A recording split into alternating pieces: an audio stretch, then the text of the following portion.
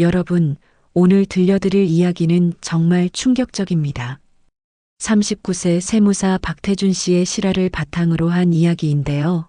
믿었던 아내가 갑자기 명품백을 메고 다니기 시작했다면 여러분은 어떻게 하시겠어요? 더 충격적인 건 이 아내가 낮에 몰래 만나는 남자가 있었다는 겁니다. 그런데 진실은 더욱 놀라웠어요. 외도가 아니라 2억 원 투자 사기, 코인 리딩방에 속아서 집까지 담보로 잡힌 상황이었던 거죠. 절망한 아내는 결국 술집에서 청소일까지 하게 되는데요. 과연 이 부부는 위기를 극복할 수 있을까요? 그리고 사기꾼은 어떻게 처벌받았을까요? 마지막에는 정말 감동적인 반전이 기다리고 있습니다. 끝까지 놓치지 마세요. 박태준은 서울 강남구에 위치한 세무법인에서 일하는 39세의 성실한 세무사였다. 매일 아침 7시에 일어나 커피 한 잔으로 하루를 시작하고 저녁 6시면 어김없이 집으로 돌아와 8살 아들 민수의 숙제를 봐주었다. 주말에는 가족과 함께 근처 공원을 산책하거나 영화를 보러 가는 평범하지만 행복한 일상을 보냈다. 아내 윤정은 35세로 결혼 전 은행에서 일했지만 아이를 낳은 후 전업주부가 되었다. 그녀는 항상 가계부를 꼼꼼히 적고 마트 할인 전단지를 오려서 다이어리에 붙여가며 알뜰하게 살림을 꾸려나갔다.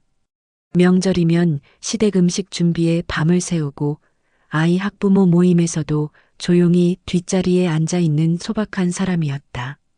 그런데 최근 몇 주 사이 윤정에게서 이상한 변화가 느껴졌다.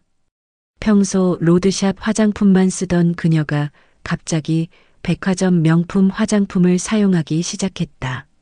늘 착용하던 저렴한 액세서리 대신 반짝이는 목걸이와 귀걸이를 착용했고 손톱에는 화려한 네일아트까지 받고 다녔다. 무엇보다 놀라운 건 명품 핸드백이었다. 태준이 알기로는 최소 200만 원은 넘는 가방을 메고 아이를 어린이집에 데려다주는 윤정의 모습을 봤을 때 그는 뭔가 잘못됐다고 직감했다. 여보, 요즘 뭔가 달라진 것 같은데. 혹시 무슨 일 있어? 어느 저녁 식사 시간 태준이 조심스럽게 물어봤다. 윤정은 자연스럽게 미소를 지으며 대답했다. 아, 친구가 좋은 부업을 소개해줬어. 민수 어린이집 간 사이에 잠깐 나갔다 오는 거야. 별거 아니야. 어떤 부업인데?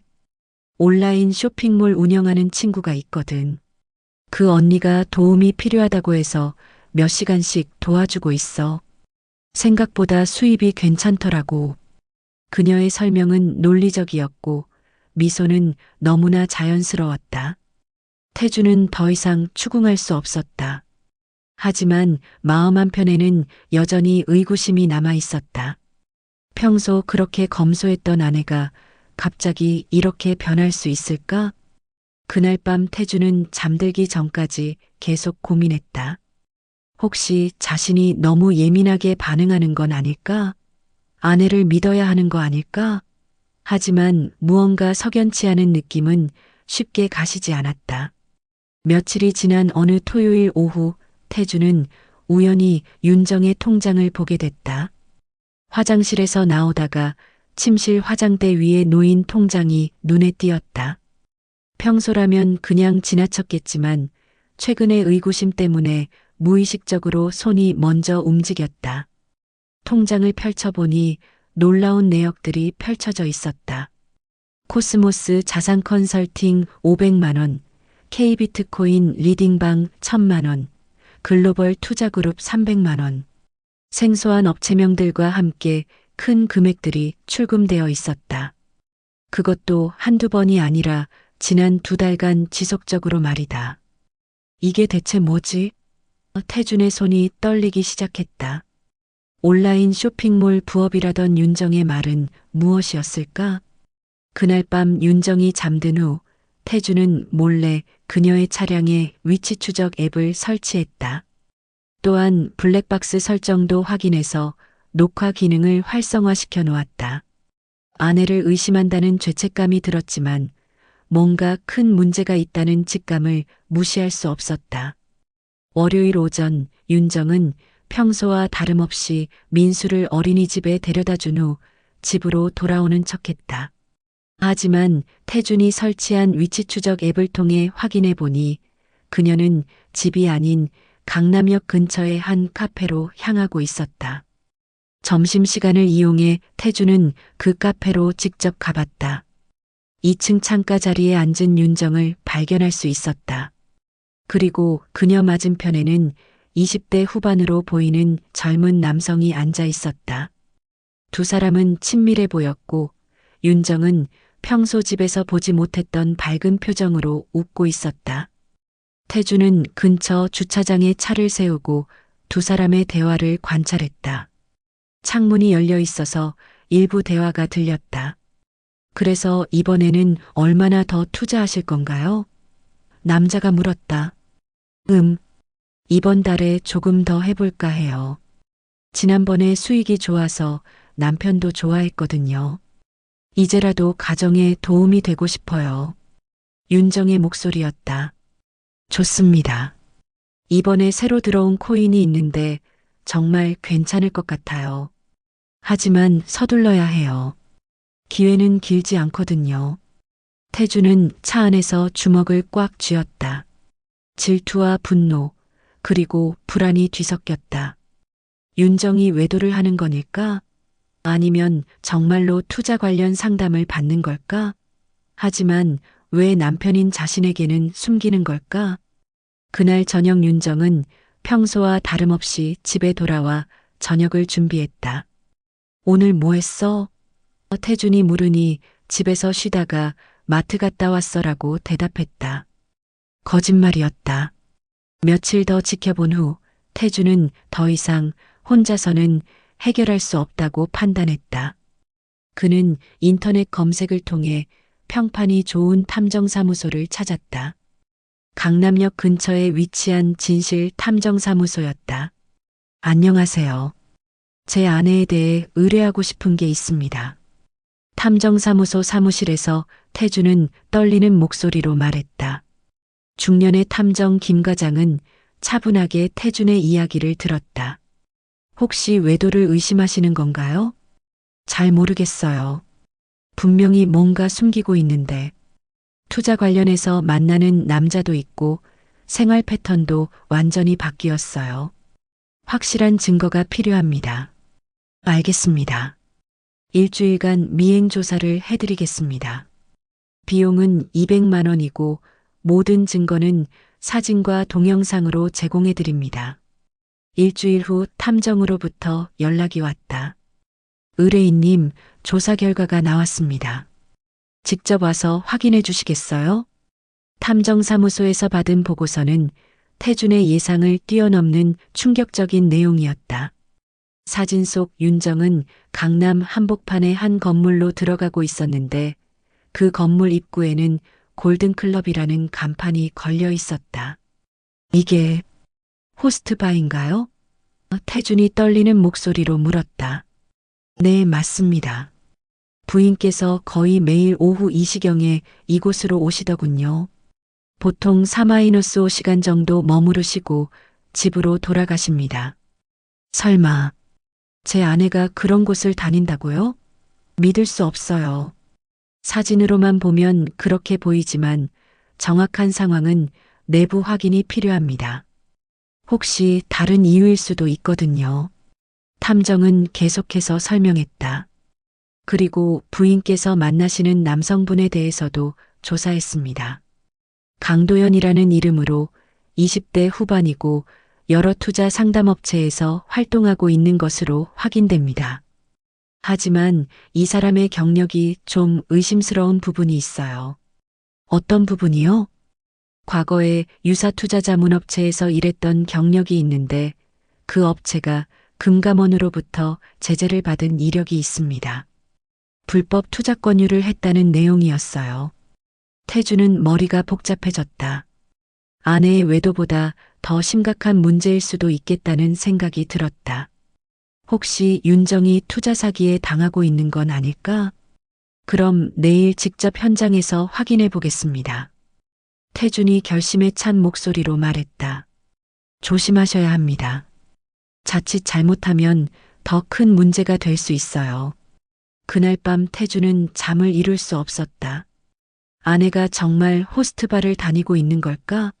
아니면 다른 이유가 있는 걸까? 내일이면 모든 진실이 밝혀질 것이다. 다음 날 오후 1시 30분, 태준은 탐정과 함께 골든클럽 건물 근처에서 대기하고 있었다. 이 시정각, 익숙한 모습의 윤정이 건물 안으로 들어가는 것을 확인했다. 이제 들어가시겠어요? 탐정이 물었다. 태준은 깊은 숨을 쉬고 고개를 끄덕였다. 심장이 마구 뛰었지만 진실을 알아야 한다는 결심은 확고했다. 건물 2층으로 올라가니 골든클럽이라는 화려한 네온 사인이 보였다. 문을 열고 들어서자 어둡고 화려한 실내 장식이 눈에 들어왔다. 하지만 예상했던 것과는 달리 손님은 거의 없었고 직원들만 몇 명 보였다. 손님이세요? 카운터에 있던 여직원이 당황한 표정으로 물어봤다. 제 아내를 찾고 있습니다. 윤정이라는 사람이요. 그때 안쪽에서 빗자루를 들고 나오는 윤정의 모습이 보였다. 그녀는 평상복을 입고 있었고 손에는 고무장갑까지 끼고 있었다. 윤정아, 태준이 큰 소리로 불렀다. 윤정은 놀란 표정으로 빗자루를 떨어뜨렸다. 여보, 어떻게? 여기서 뭐 하는 거야? 이게 대체 무슨 짓이야? 태준의 목소리는 분노로 떨리고 있었다. 나는 윤정의 눈에 눈물이 고이기 시작했다. 부인, 설명해 주세요. 도대체 여기서 뭘 하고 있는 거예요? 탐정도 차분하지만 단호한 목소리로 물었다. 윤정은 더 이상 숨길 수 없다는 듯이 주저앉으며 울음을 터뜨렸다.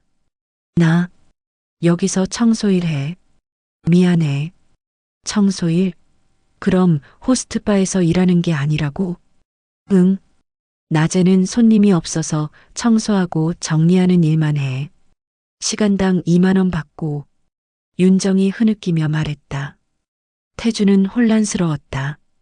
그럼 그 강도연이라는 남자는 뭐야? 왜 그 남자와 만나는 거야? 윤정의 눈물이 더욱 많아졌다. 나 코인 투자 사기 당했어. 도연이가 알려준 리딩방이었어. 처음에는 정말 수익이 나서 완전히 믿었거든. 그래서 점점 더 큰 돈을 투자했는데 얼마나 잃었는데? 2억. 아니 정확히는 2억 3천만 원. 윤정의 목소리는 거의 들리지 않을 정도로 작아졌다. 당신 몰래 집을 담보로 대출도 받았어. 이자만 월 200만 원이야. 태주는 그 자리에 주저앉았다. 외도가 아니라 이것보다 더 심각한 문제였다. 그래서 여기서 일하는 거야? 하루에 얼마나 버는데? 8-9만 원 정도. 한 달에 200만 원 정도 되면 이자는 갚을 수 있어서. 윤정은 계속해서 울먹였다. 미안해. 정말 미안해. 처음에는 당신 도움이 되고 싶어서 시작한 일인데 욕심을 부리다가 이렇게 됐어. 태주는 아내를 껴안았다. 분노보다는 안타까움이 더 컸다. 사기를 당한 아내가 혼자 모든 걸 감당하려 했던 것이다. 그날부터 태주는 탐정과 함께 강도연을 추적하기 시작했다. 윤정으로부터 도연의 연락처와 만난 장소, 투자금을 보낸 계좌번호 등 모든 정보를 확보했다. 이 계좌로 돈을 보냈다고 하셨죠? 탐정이 윤정에게 확인했다. 네, 강도연이 알려준 계좌예요. K비트코인 리딩방이라는 곳이었는데 처음 몇 달간은 정말 수익이 났어요. 매주 50만 원씩 수익금을 받았거든요. 탐정은 고개를 끄덕였다. 전형적인 폰지 사기 수법이네요. 처음에는 수익을 줘서 신뢰를 쌓고 큰 돈을 투자하게 만든 후에 잠적하는 방식입니다. 며칠 후 탐정은 충격적인 소식을 전해왔다. 강도연이 사용한 계좌가 여러 개인 것으로 확인됩니다. 그리고 이 계좌들로 들어온 돈은 모두 다른 계좌로 이체된 후 현금으로 인출됐네요. 그럼 돈을 회수할 수 없는 건가요? 전액 회수는 어렵지만 일부는 가능할 것 같습니다. 경찰에 신고하셨죠? 태주는 윤정과 함께 경찰서에 가서 정식으로 사기 신고를 했다. 놀랍게도 강도연에 대한 신고는 그들이 처음이 아니었다. 이미 10여 명의 피해자가 같은 사람을 신고한 상태였다. 현재 수사 중인 사건입니다. 피해 규모가 상당해서 특별수사팀이 꾸려진 상태예요. 경찰관이 설명했다. 한 달 후 강도연은 결국 체포됐다. 피해 규모는 총 15억 원에 달했고 피해자는 30여 명에 이르렀다. 윤정 부부는 다행히 전체 피해 금액의 30% 정도인 7천만 원을 돌려받을 수 있었다. 법정에서 윤정은 피해자 진술을 했다. 저는 가정에 도움이 되고 싶어서 투자를 시작했습니다. 하지만 욕심을 부리게 됐고 결국 더 큰 피해를 입었습니다. 돈보다 무서운 건 욕심이었습니다. 사건이 정리된 후 태준과 윤정은 서울을 떠나 경기도 외곽에 작은 빵집을 열었다. 회수한 돈과 태준의 퇴직금으로 새로운 시작을 하기로 한 것이다. 빵집 문 앞에는 태준이 직접 쓴 문구가 붙어 있었다. 공짜 수익, 빠른 돈은 세상에 없습니다. 사랑하는 사람의 마음을 지키는 것이 가장 큰 투자입니다. 매일 아침 빵 굽는 냄새가 온 동네에 퍼지면 윤정은 그제서야 마음의 평화를 찾을 수 있었다. 그리고 태주는 아내의 손을 꼭 잡고 말했다. 이제 진짜 우리 가족이야. 숨길 것도 없고 두려워할 것도 없어. 두 사람의 빵집은 점점 마을 사람들에게 사랑받는 곳이 되었다. 그리고 투자 사기 예방 캠페인에도 적극 참여하며 자신들과 같은 피해자가 생기지 않도록 노력하고 있다. 진정한 행복은 돈이 아니라 서로를 신뢰하고 사랑하는 마음에서 나온다는 것을 깨달은 부부의 새로운 인생이 시작된 것이다.